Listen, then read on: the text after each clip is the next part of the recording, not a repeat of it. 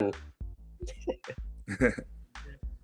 right, let's give everybody some time to join us and see if we can tell.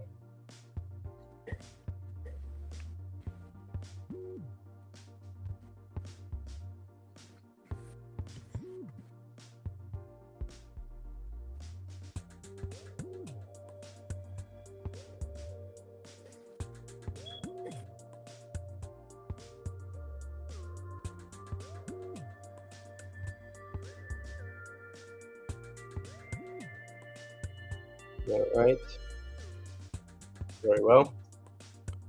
We're giving everybody some time to join us. Cool.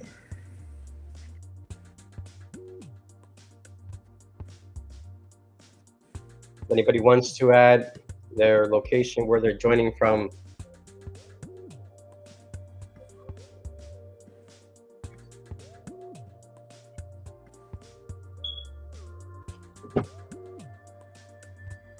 welcome everybody. Welcome.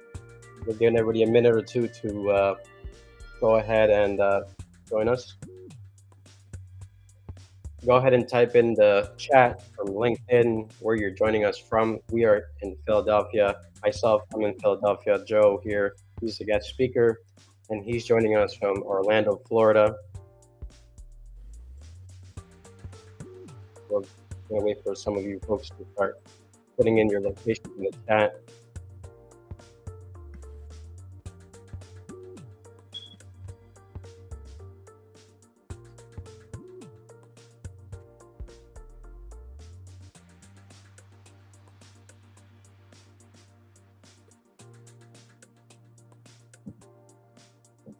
There we go, from Portugal. Welcome.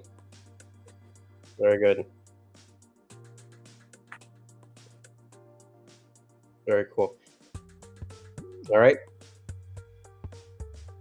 Very good. Everybody's just introducing themselves here in the chat. If you'd like to put what company you represent, your role, your function, go ahead and do that. We're also going to put in here a small survey to help us to get acquainted with one another. You know, if one person has the same sort of struggle, chances are somebody else is having that. So it's good to know where everybody's coming from. So we'll have this survey here on the screen, right? The question is, what do you believe is the biggest security threat to your business today? Netherlands, welcome. Hungary, very good. I'm glad to see everybody's coming from all parts of the world here. Okay, so the question again, as you introduce yourselves coming in, go ahead. Also, you can answer this question. What do you believe is the biggest security threat to your business? All right. As you guys do that on the chat, we'll get started with the webinar here. Thank you all for coming. I'm going to do a quick intro of myself. My name is Francisco. I'm the founder of HostBreach. I've worked for large defense contractors, supporting the military, supporting government.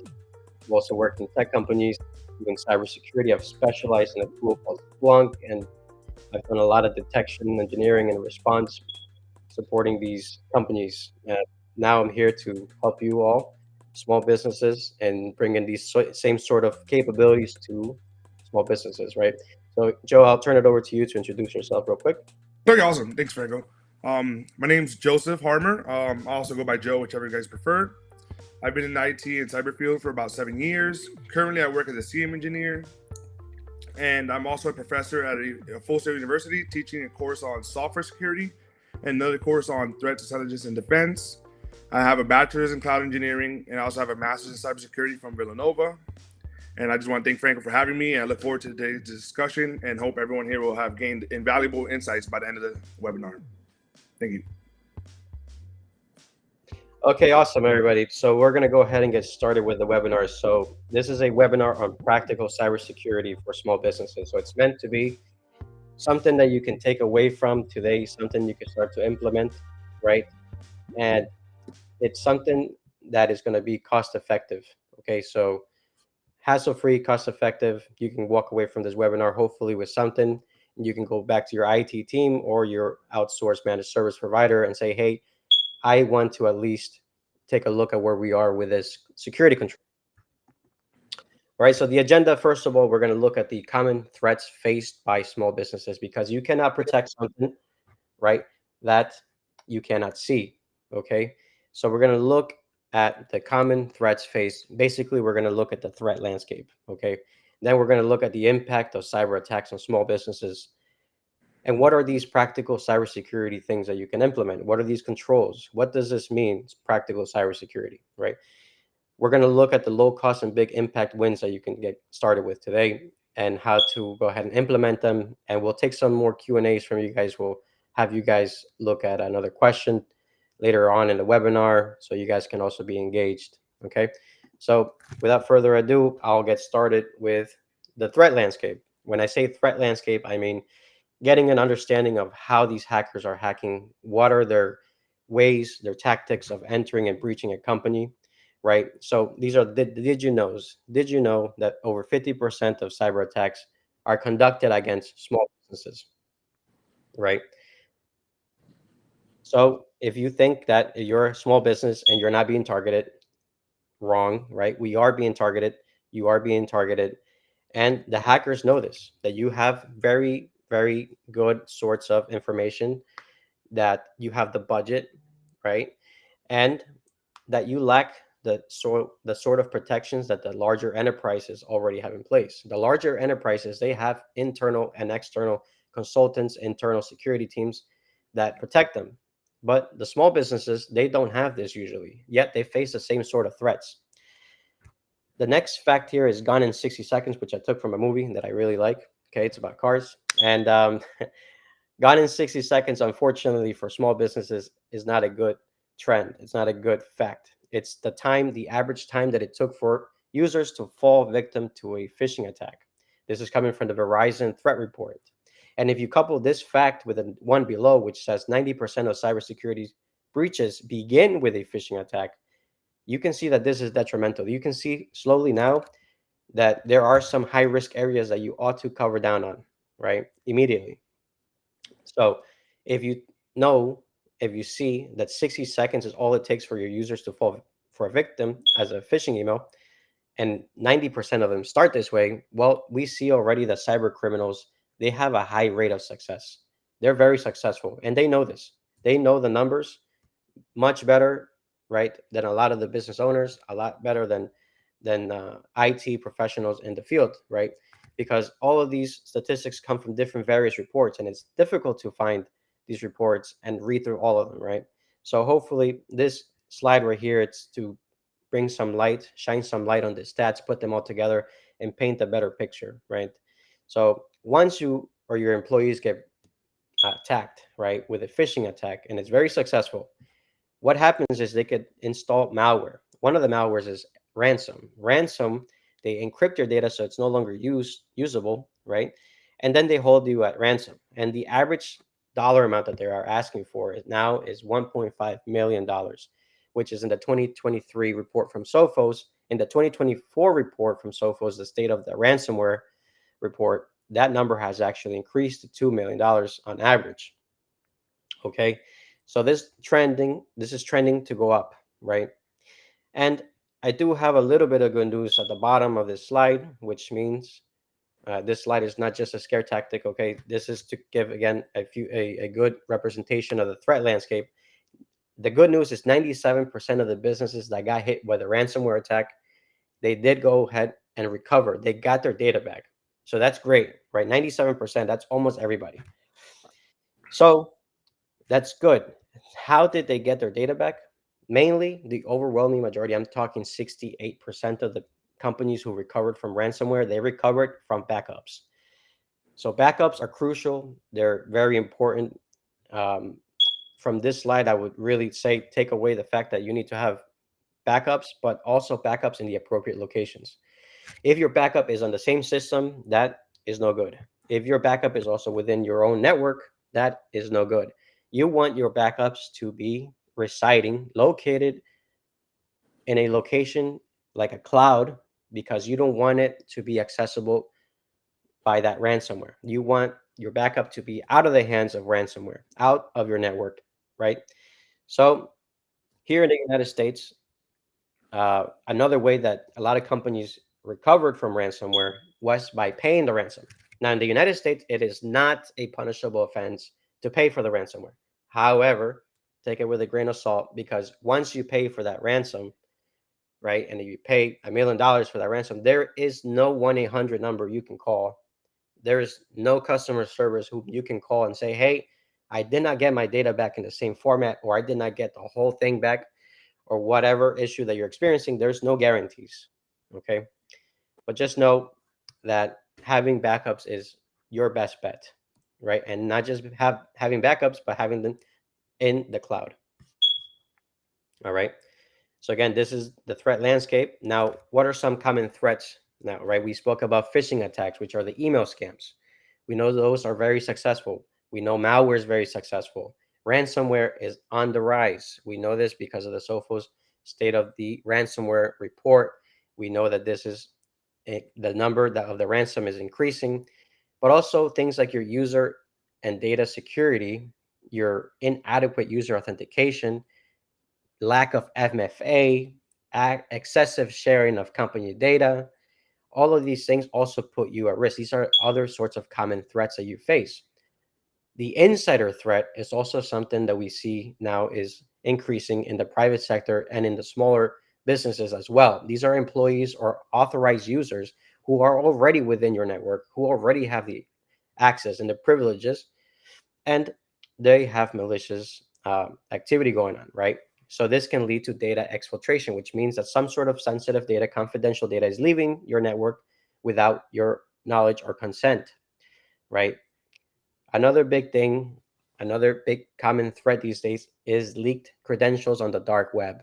So what happens is you download something, a fake Photoshop or a fake Adobe Reader online, or you receive an email with a phishing attack, and something called an information stealer is installed on your endpoint. And this information stealer is configured by criminals to steal information that's important. If you have a file in your computer that's called important data, that text, it's configured to go ahead and steal that data. It's configured to steal credentials, cookie sessions, your browser saved credentials, things like that, right? And what happens is they sell all this information on the dark web, right?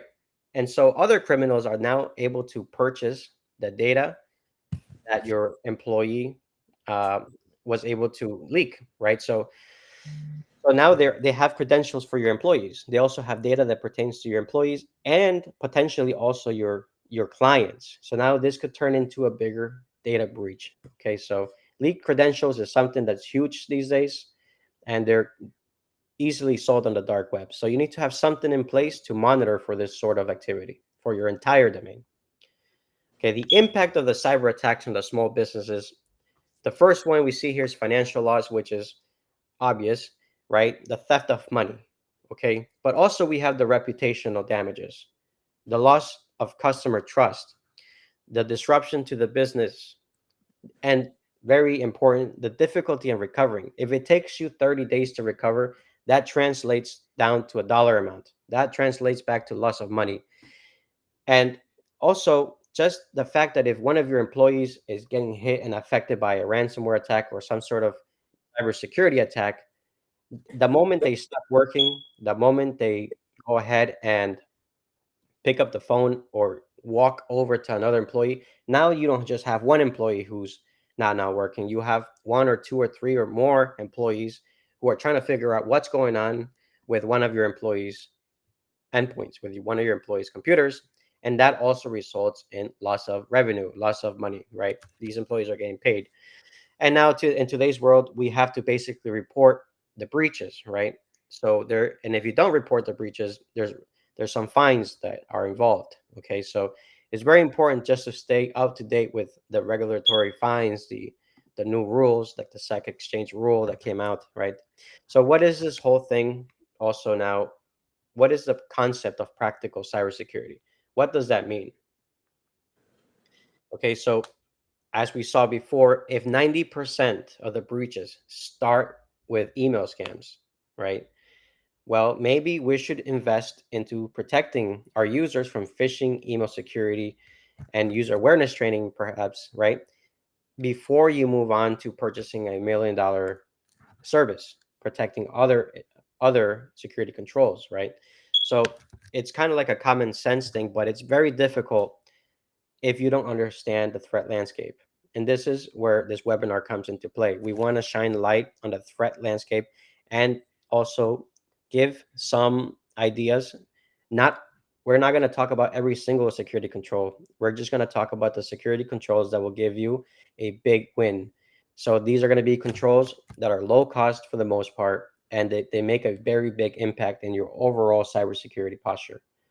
Okay, so we're going to talk about email security, your MFA multi-factor authentication posture, your geolocation, which is having something like an approved list. When we'll talk about that some more. Joe's going to talk about phishing simulations, right? We know that phishing is a huge problem, so we're going to see what Joe tells us about phishing simulations and security awareness training for the employees, as well as secure browsing extensions. What you can do today is endpoint security and early ransomware detection. And last but not least, external footprint monitoring. So all of these right here, these are security controls, security mechanisms you can put in place for your small business, and they will render a big return on investment. Okay, these are generally, again, low cost, but make a big impact. All right. So the first one we'll look at here is the external footprint, which is basically a hacker's perspective. So this is the way that your organization looks externally to a hacker. All right. So things like the dark web credentials that get leaked, we want to monitor continuously. We want to monitor continuously for any sort of leaked credentials on the dark web. So if you have a domain that's called, let's say, example.com, we want to monitor the dark web for any leaked credentials that match your example.com domain. Okay, so if you see here on the right hand side, we have a sample report, and this one gives us a nice little risk score. It tells us some findings. It tells us if there's any dark web findings, right? It looks for leaked credentials, and basically it gives you a baseline understanding of how the threat actors view your external posture, right? If you have a web server and this web server is missing updates, it's vulnerable because it has weaknesses inside of its system. We need to know about it. We want to know about our own posture before the hackers do. So you can get this baseline understanding today. You can walk away today with a little bit peace of mind, knowing, hey, I at least need to have a baseline understanding of how a hacker views my company. And these are easy to get. You can get them from many different places, and a lot of the times they are offered even for free. So you can get an external footprint or free risk assessment, right? And that'll give you a lot of insights as to how a hacker views your organization. And the one thing about the things that we're going to be talking about today is that is the keyword is continuous also, because you continuously want to do this. You want to do this continuously on a day-to-day basis, right? Because you never know when something's going to be leaked to the dark web or when a new patch is going to be released and your web server is not patched. Okay. Moving on. We're going to talk here. So, email security, we've talked already a lot about phishing. So, email protection is crucial for a small business. You want to really protect from this unauthorized access. You want to block malicious activity, including spam, malware, and other sorts of cyber threats. So, something you can have in place that's very effective for email security. You don't need to be an expert on these terms. You don't need to be the one who implements them, right? If you have an internal IT team or you have an external managed service provider, you can just talk to them and say, I want to know the status of my SPF, DKIM, and DMARC. I want to know the status, right? So it's crucial to have, if you can, a tool that tells you the status, first of all, the status of these email security settings. So SPF, for example, you can think of that as a guest list for your whole email domain. It tells the email servers which emails are allowed to send, which IP addresses are allowed to send emails on behalf of your domain. Okay. So this protects against spoofing.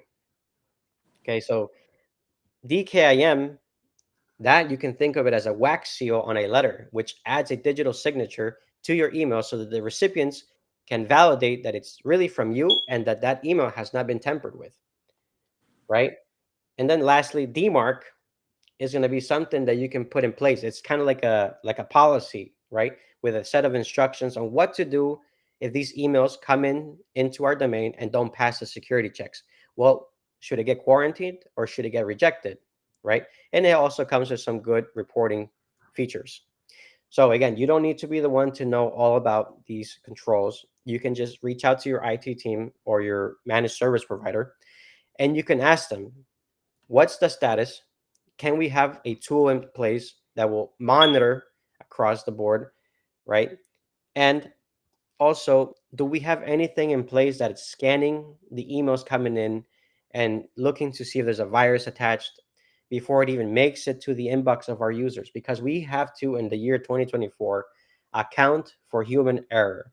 We have to know that already our users are going to make mistakes because it can happen to the best of us, right? We can all fall into a phishing attack, right? But we have to account for this human error, right? So we have to have a email security tool that kind of scans all of the emails before they even come in. Another cool thing I've seen out there nowadays is called impersonation detection. So if one of the emails that you receive and you receive it from somebody whose alias, whose email address looks a lot like somebody else's in your company, that could be a telltale sign that somebody's trying to impersonate somebody within your business.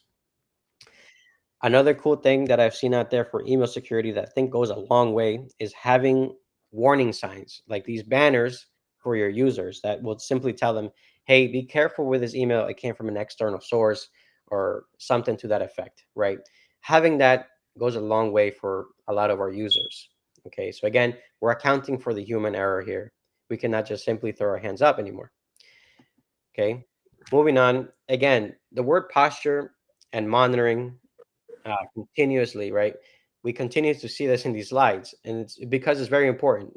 This is not a one-time deal, right? We need to be able to monitor the posture of our cloud directory. Say you have Office 365, say you have Google Workspace, right? You want to make sure that you have an understanding of where are your users logging in from, where are they getting on the VPN, how many of them are using multi-factor authentication. And so not only do you want to enable multi-factor authentication, but you want to monitor, right? You want to be able to enforce this, right? And let's say some of your users or passwords get leaked.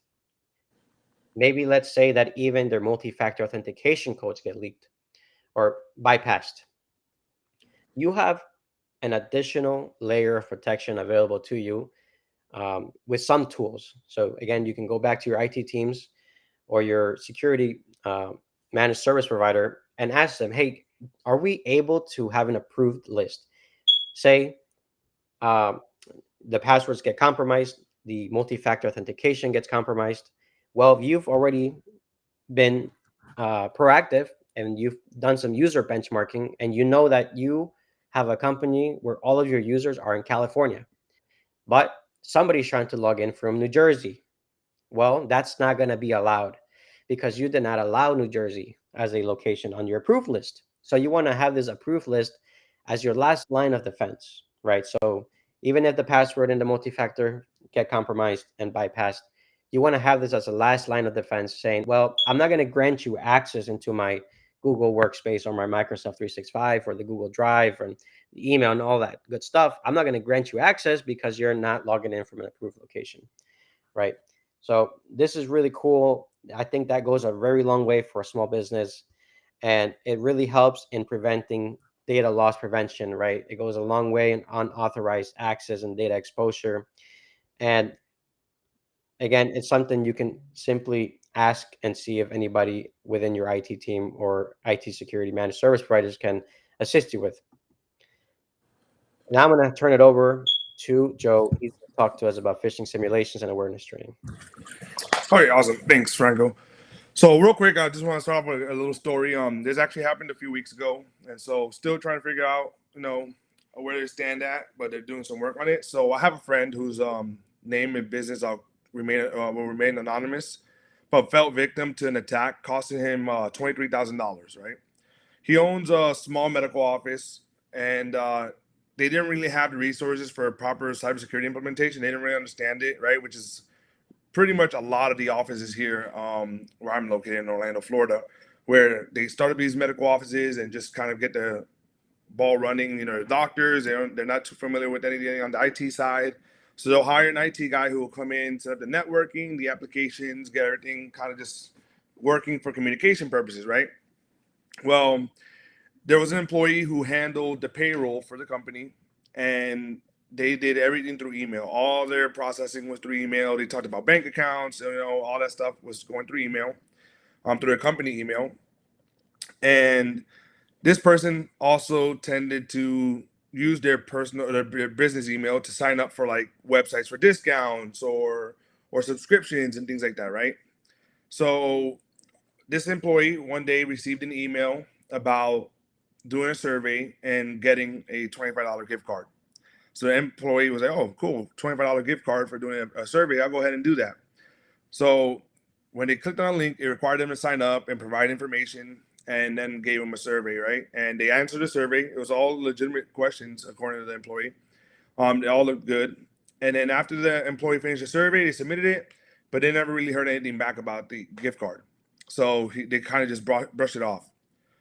Weeks later, my friend goes into a business account and notices that a good chunk of money was missing. So he starts looking into it and seeing like maybe there's some business expenses that we've paid for recently, you know, but it seemed like a lot of money to be gone in a short amount of time. So as he goes and investigates, he goes to the bank. He reaches out to his employees, and none of them are aware of any big purchases made.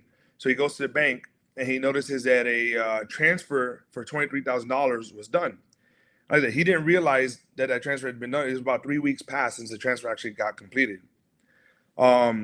He said to himself he never authorized this, and so wondered what was going on. And they started investigating the problem, seeing who was the one that caused the transfer. Well, by some sort of luck, right? I guess the girlfriend of the attacker actually reached out to the company and gave him a call. And the woman was in Texas. And she mentions, like, "Hey, I'm the ex-girlfriend of the man who stole the money." And she explained to them how the ex-husband or the ex-boyfriend fished the employee's email credentials from a survey, right? So he had his email credentials. The employee used his email, his business email, to sign up, and also happened to use the exact same password that he had for his business email on the survey sign up. So he was able to log in onto the email account, and then from there he started seeing all the information about the banks they were using, bank accounts, all that. So then he sent a domain spoofing email to the employee again, right? That said, "Hey, you need to make a update to your password or whatnot. Go ahead and click on this link." The employee, thinking it was a legitimate email from the bank, clicked on the link, and it took him to what looked like the bank website, but it was just a spoofed version of it. And they went ahead and logged in, or attempted to log in, and the link wasn't working. So they closed it out, typed in the domain. He acted like nothing happened and logged into a regular account. And from that point, through the domain spoofing, the attacker was able to gain the credentials to log into the actual bank account. So then the attacker logged into the bank account, and from there was able to make the transfer. And once the transfer was received and he had the money, apparently he kind of just shut everyone out, took the money, and disappeared. And none of this would have been known at all if the girlfriend had not called and reported it. So from that point, you know, he went and filed a police report, started trying to investigate, like, how can they get that money back and things like that. And to this point, I'm not sure exactly where they're at in the process, because it's a lengthy thing. It's something that took place in another state, and he's working with the bank and the police to try and get that money back. But obviously, if the person got the money and fled, then that makes things a lot more difficult, right? But then he started reaching out to his IT guy to kind of explain, like, "Hey, like, what happened? How was he able to do that?" You know, and then they rooted everything down to, like, okay, well, this person went in and signed up for a survey using their business email, and they were able to take the password from there. Then he went and logged in on this fake email as well from the bank that he thought was the bank, and they were able to get the credentials for the login from that as well. And then as they started doing more investigating, they saw a bunch of email transactions where there was like a lot of like sensitive data put in these emails that should have never been sent over email in general, right? So as soon as someone got into that email account, they were able to see a lot of this information. And then he realized what kind of lack of security he had in his environment, and was curious, is like, what kind of things can I do, right? So he reached out to me and started asking me, like, what do you recommend, or what are options I can do here, because I don't want this from happening. And as we can see from the story, like, it all came down to an end user who wasn't familiar with detecting anything as far as phishing was concerned, right? They didn't know how to tell the difference, or even to look for certain things in there that might give off something suspicious, right? And I ended up bringing up to him the idea of having phishing simulations. So phishing simulations educate employees and individuals about the tactics used by attackers. By experiencing simulated phishing emails firsthand, users learn to recognize suspicious signs such as unusual sender addresses, grammatical errors, or unexpected requests for sensitive information, right? Um, a big part is to train these guys on how to detect these emails. And by giving them the ability to simulate these emails to them and giving them feedback, they'll be better prepared to handle that, right?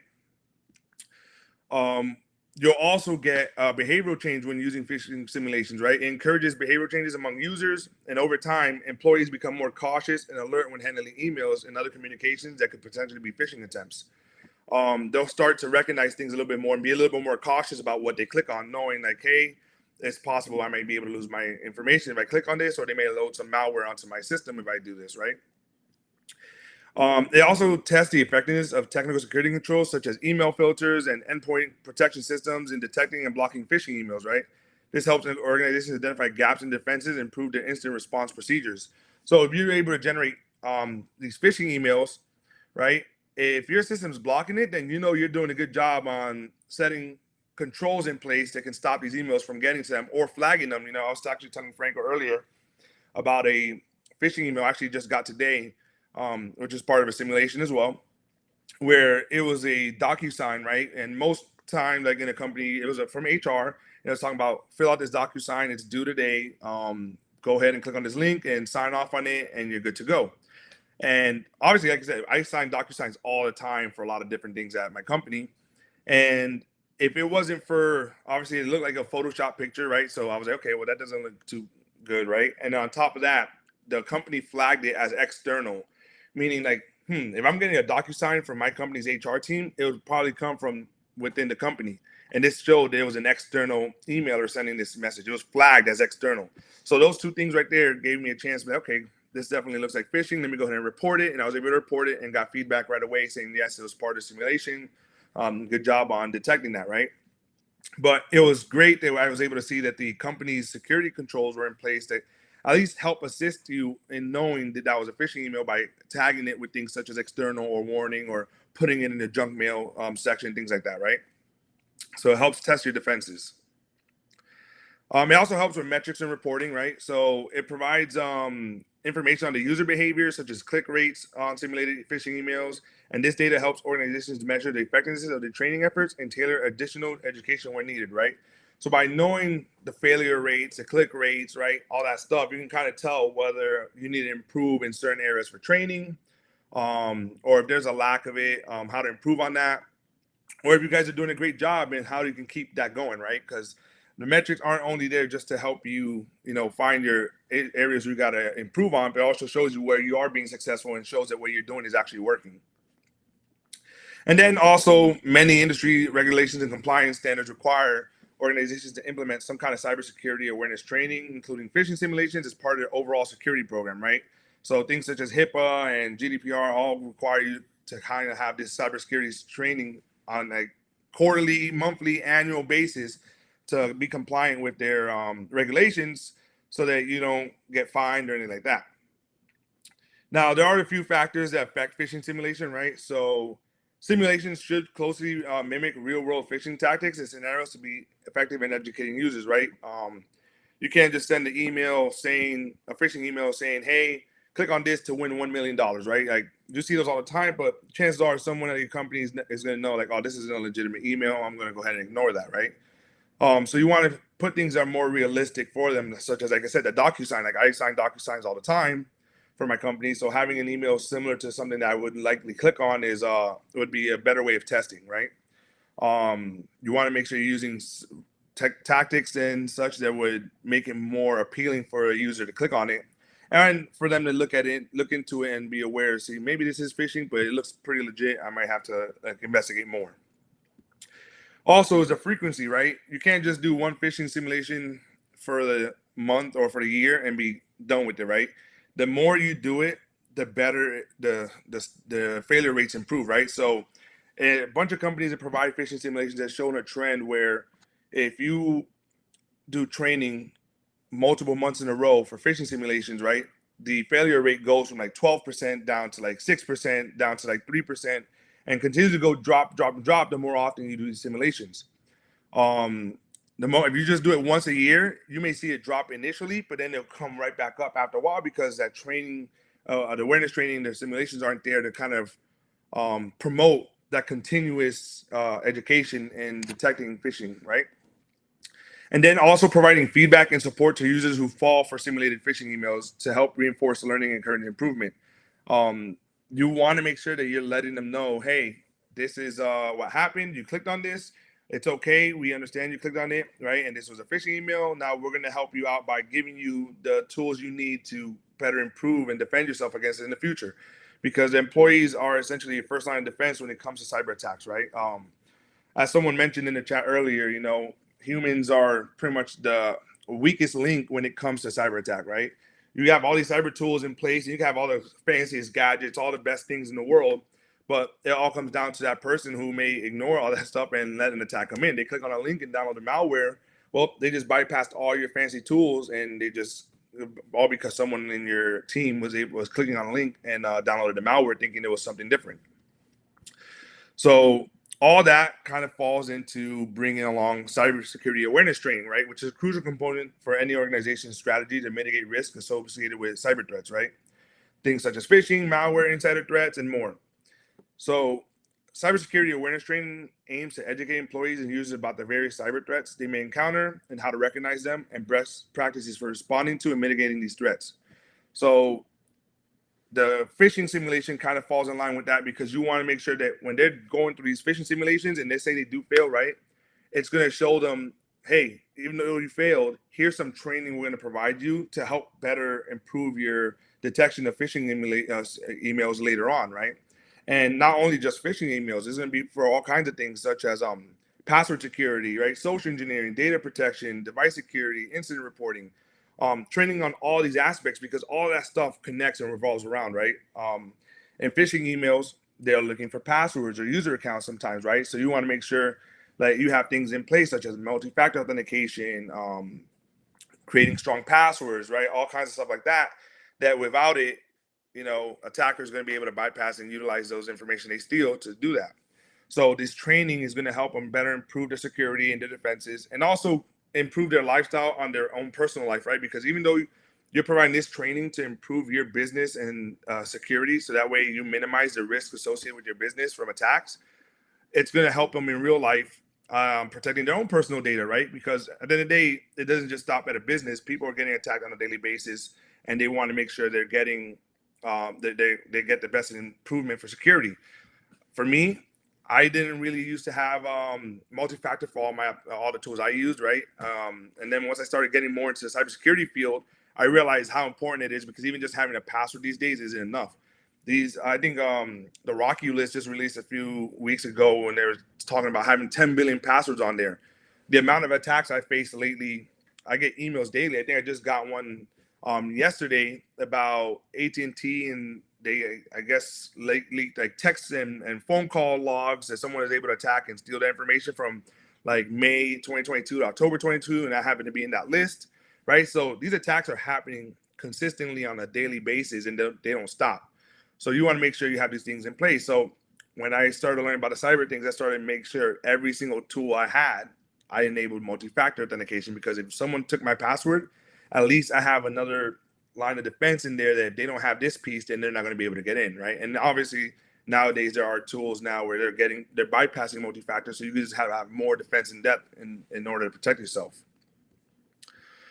So the importance of the cybersecurity awareness training really shows that the human is essentially a firewall, right? Employees are often the first line of defense against cyber threats, and awareness training helps empower them to recognize and respond to potential threats, effectively reducing the likelihood of successful attacks. And then, as I said earlier, many industries and jurisdictions require organizations to provide cybersecurity awareness training as part of a regulatory compliance effort. So it's something you should be doing regardless, right? And then the culture of security kind of pushes across to all your employees, right? As you train them on how to improve in security for cyber, everyone else starts fostering that in their environment, and they're encouraging proactive behaviors and share responsibility for protecting the sensitive information. They'll learn how to, what kind of data should they be talking about in email or not, right? What kind of stuff should they be pushing out? What kind of stuff should they not be discussing? Hey, let's talk amongst each other. Like, what kind of stuff are you noticing with these emails that you see are threats, right, or attacks? And so all that stuff kind of combines, right, with the phishing simulation and the cybersecurity awareness training, and goes into continuous flow that as you do more security awareness training, you get better detecting phishing emails. The phishing emails get a little bit more difficult, and then you start learning more about those on how to detect those, and then you get better phishing, better awareness training, and it just continues, and you never want to stop doing that, right? Because attackers are never stopping; they're continuously getting better and better every single day. And as your company is growing and it's being more targeted, you want to continue the same level of improvement over security over time. And so there are some things you need to consider when doing these phishing simulations, right? There was an incident with GoDaddy that happened a few years ago during COVID, where GoDaddy used their own domain to send a phishing simulation, and we're saying they were giving a $650 annual bonus for having a great quarter and giving it to all the employees, right? All the employees saw the email and they're like, oh my God, look at that. It's during COVID. A lot of people lost their jobs. It's during the holiday time on top of that. So Christmas was around the corner. People were really grateful because they had that money coming in, right? And a lot of them clicked on the link. It was saying, hey, you have to click on this link before this day, fill in all this information, give us your address, your email, all this stuff, and then we'll send you the bonus. So a lot of the employees, and it showed it came from a GoDaddy domain. A lot of employees ended up filling it out, and it took them about 2 days before they all got emails saying, hey, this was a phishing simulation and you failed. Here's some training to help you improve detecting on that, right? And obviously, with these phishing simulations, you want to make them as realistic as possible, but you need to be careful in how you do so, because during a time of need like that, like COVID, right, where a lot of people were losing their job, it was during the holidays. People were in need of money, right? Because everyone's always wanting to get their money during the holidays to buy gifts for their family. And on top of that, it came from an internal email, so everyone figured it was a legitimate email. It kind of came across as unethical as to what they're doing, because they're essentially fooling people, their own employees, into falling for something they knew they would fall for, right? And on top of that, the worst part about it was that the feedback they got was 2 days later. So a lot of these families were complaining about how they went out thinking they were going to get this bonus and went and bought a bunch of Christmas gifts early, be like, oh, we're going to be fine, I'm going to get this bonus, I'm going to go ahead and buy these Christmas gifts now, and ended up obviously not getting that bonus and spending money they didn't really have to spend. And so the ethical part about that is really hard to determine, because yes, the email, the phishing simulation was realistic, but you have to consider a lot of these things, right? Like maybe having immediate feedback right after the simulation might have helped deter the people from getting so angry, because they would have known right away, hey, you failed this, here's some training, this was a phishing simulation, so you know what's going on, right? I get that when I do my phishing simulations at my companies, I get that feedback right away. As soon as I report a simulation, I get feedback within a minute saying, hey, this was a simulation, you passed or you failed, here's some training to help you further improve on getting better on detecting these. And so, like I said, it was a messy way, but phishing simulations still help out in a good way, and something definitely useful for the company to improve as far as improving awareness training as well. Thanks, Joe. Thank you. Hopefully that was, I know I actually learned something here in regards to the simulations. I did not know really consider too much about the ethical piece of it. So thank you for sharing that. I did not know about that GoDaddy incident. Thank you.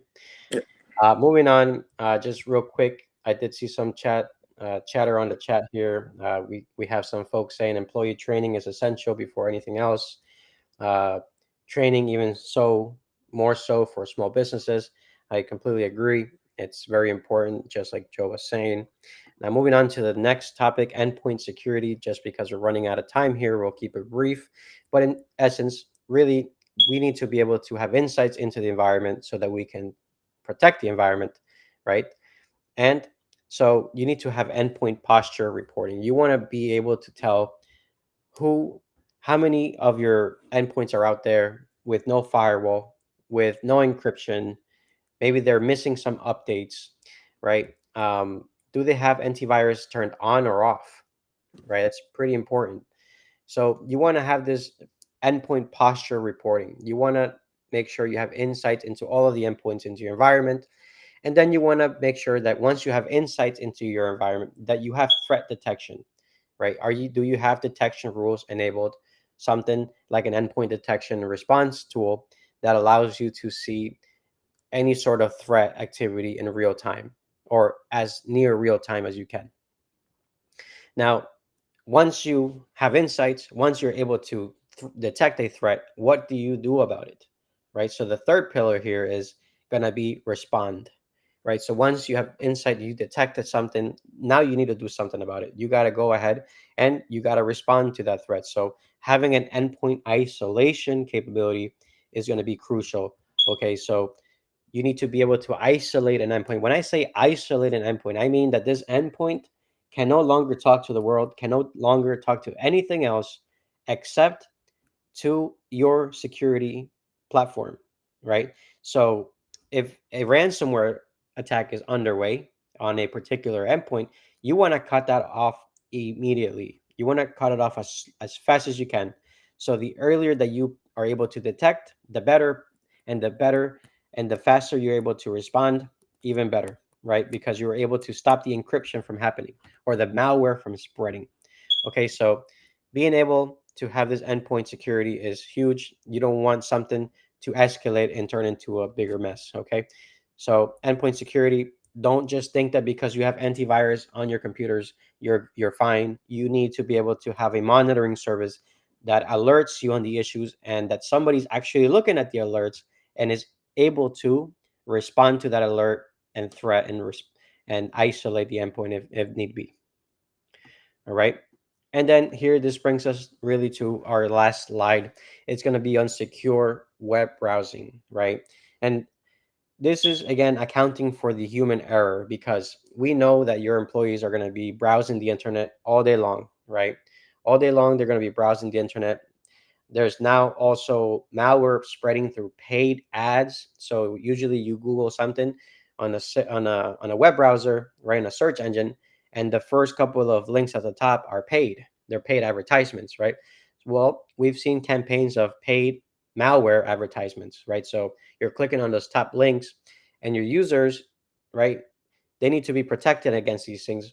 And usually, these secure web browsing controls, they're pretty easy to install because a lot of the times they're just browser extensions, right? So they're easy to install, they're low cost, and they account for the human error because if your user's getting redirected to a malicious site, right? If they're getting, for some reason, redirected to a website that's going to install some malware, you're going to be able to protect them and account for that error. Also, you're able to couple this with employee training, right? So if you pick up on one or two of your employees that are just clicking on absolutely everything and being redirected all the time to malicious websites, well, maybe that employee needs to be assigned a particular, maybe safe browsing 101 cybersecurity training, right? So you can couple this also with your employee training that Joe spoke about before. Okay, so this gives us now about 10 minutes left of the webinar to take any questions that anybody may have. Hopefully, I know we kind of ran past through some of these slides, but we wanted to make sure that we had some time for some questions. Can we get a copy of this presentation? Of course, yes, we can. I will make this recording available on LinkedIn, and then I will have also the PDF version of this presentation available for you. All right. Now, how do you go about doing all of this, right? Because all of these controls all of these security mechanisms that we just spoke about, maybe it seems daunting, right? Maybe you don't even know who to reach out in your own IT team or within your own organization. So what I have for you guys is an exclusive 14-day trial where we cover all the security controls that we spoke about just now in this webinar. We cover it all through one single platform. The onboarding is super fast. It integrates with Office 365 or Google Workspace. And we cover down on everything we spoke about, from phishing simulations to the external monitoring for your Surface, also the awareness training, the endpoint security, all of that stuff we spoke about. It covers down on all of that. So if you're interested, I'll have some of that information for you available at the end. Uh, we do have a QR code here where if you scan it, that'll send you to a onboarding call with either myself or somebody on my team that will help you to get onboarded very, very fast. Now, I do want to also ask you guys a question. Maybe uh, somebody was kind of hinting about this in the chat, but I wanted to ask you guys: how often do you conduct security awareness training, or how often do you think that security awareness training should be conducted? If you guys can put some of your answers in the chat, I'd be interested in knowing what you guys think. And then also feel free now to go ahead and put your questions in the chat for either Joe or myself to give feedback on.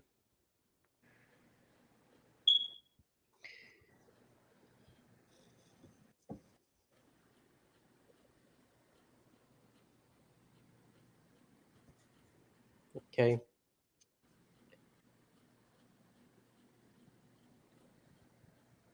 All right.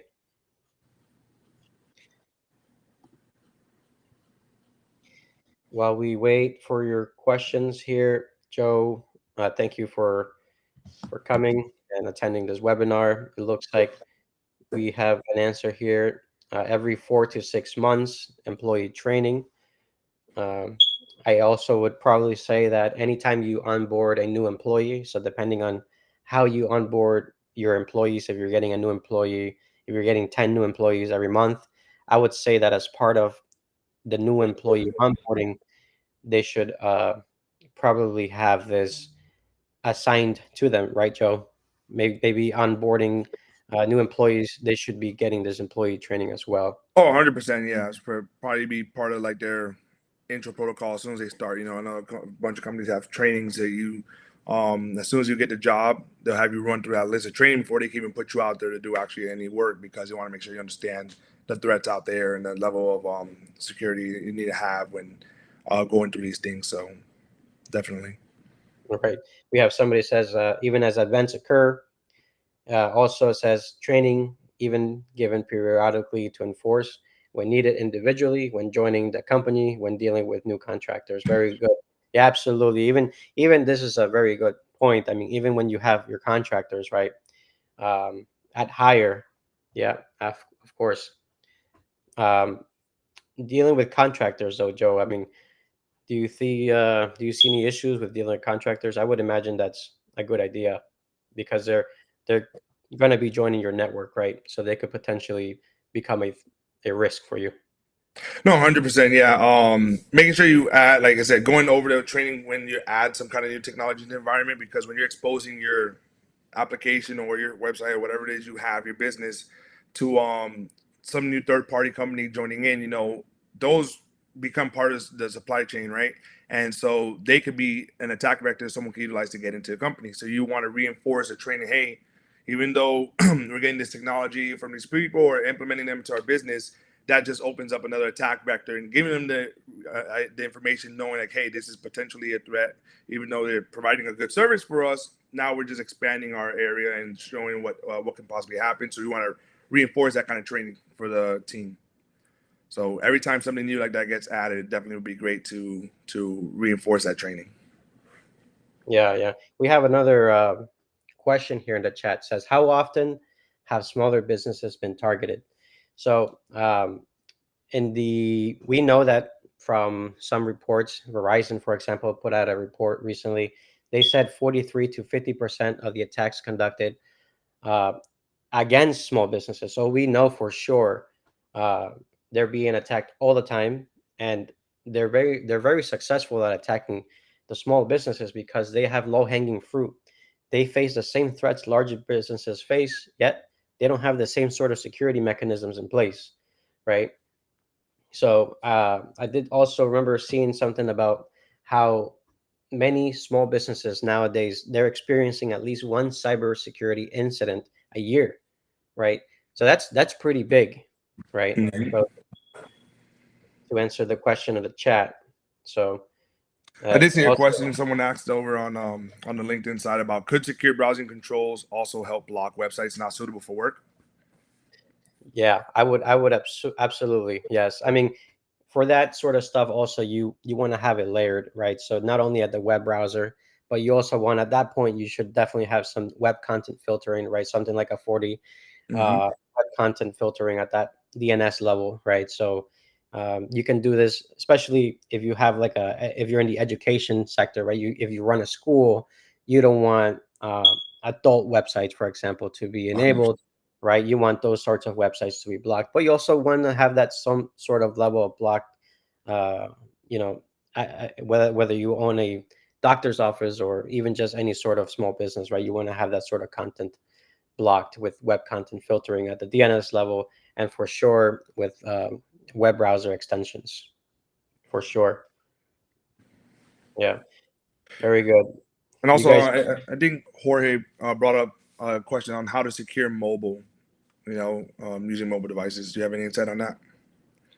well, with mobile, I would say really, you really got to have a good policy on that. I would say starting with the policy and then work your way down. I mean, there are some softwares out there that will help you to kind of secure your, bring your own device to work kind of environment, but I would say policy is one of your biggest friends there, right? Because it's hard to control a personal device, especially something that's mobile. Um, Using things like a VPN. So once they are in the network, they need to be on the VPN, whether they're on their phone or not. Yeah, Joe. I don't know if you've seen some of that stuff and some of your past experience, but that's what I've come across. Is they've had companies I've worked for. They've had a very strong policy in place, very clear. Yeah, 100%. I know in some companies, if you don't get a work phone, a lot of them prefer to give you a work phone because they've already been pre-hardened, configured with their tools and assets, right, to control and monitor what's going on there, so the phone can't be used for anything outside of work, right? In some environments, obviously, getting work phones are very expensive, so they have applications that you can download right on your phone from the company that will actually secure your phone for you and put a bunch of policies and controls in place, but understanding that, hey, now your personal phone, you may not be able to do everything you wanted to before because a lot of this stuff is going to be blocked or monitored because you have your employees or your business's controls in place to kind of help protect the data that you're running for your business there, right? Because some people are going to check their business emails on their phone. They want to make sure they have everything in place to make sure that stuff is as secure as possible. So Right. Yeah, absolutely. Absolutely. Let's see here. Do we have any other questions in the chat? I don't think I see any other ones. I'm looking over here. Do all security awareness training solutions give a dedicated reporting email message button to have users report suspicious emails? As far as I know it's something a lot of businesses can actually implement that into the Outlook, where Right. they'll have a button added on there, right? A plugin that you can set up depending on the software and company that has it. But you'll click on that as soon as you see one that you think is a phishing email. You click on that and it'll automatically report for you.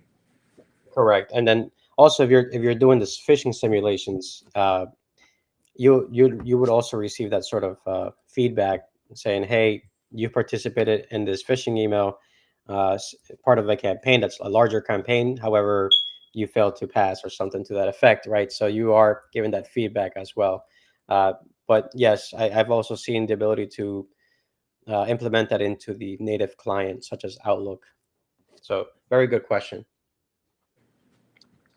Yes, can be a QR code be a threat? I think it's called. I forget. They've actually came up with a new term for it. Uh, but it can actually. If you scan a QR code, be careful. I mean, I've seen this at restaurants now, very common nowadays, where they have the QR code at the restaurant where the menu is, right? But I mean, you got to be careful wherever you go, because a QR code It's just uh, something that could be used. I mean, it's kind of like a link. It's just pointing you to a site. The QR code is just pointing you to a site, but that site, it really depends on whether or not you trust that, right? So depending on the circumstance, if you're going to a restaurant, all the tables have the same QR code, and the server who works there, you know the server works there, right? If you know this, then you probably trust that QR code a little bit more. But I wouldn't go around scanning things that you don't trust. And it's called quishing. Quishing, that's what it Yeah. is. Yeah, yeah, That's probably one of the absolutely. easier attacks to have because like you see QR codes nowadays everywhere you go, right? It's something like, hey, like look at this. If you want to know more information, you scan it, and the first thing a lot of them do is like, hey, sign up so you can get further information on this, right? And that's an easy way for them to be able to go ahead and hijack information. So, Right, right. Well, folks, we are at time here. It was a pleasure hosting this webinar. Hopefully, you learned something. You can walk away today. Um, we do have this free trial. Here's our QR code. It's not malicious. You can trust this one. Go ahead and scan this, and we'll get this one-on-one onboarding call set up for you. Thank you very much, all. I hope that you all enjoyed it. Again, I hope you guys learned something, and I'll be posting the recording and the slides later for all of you to get a copy. Thank you very much. appreciate it. See you guys.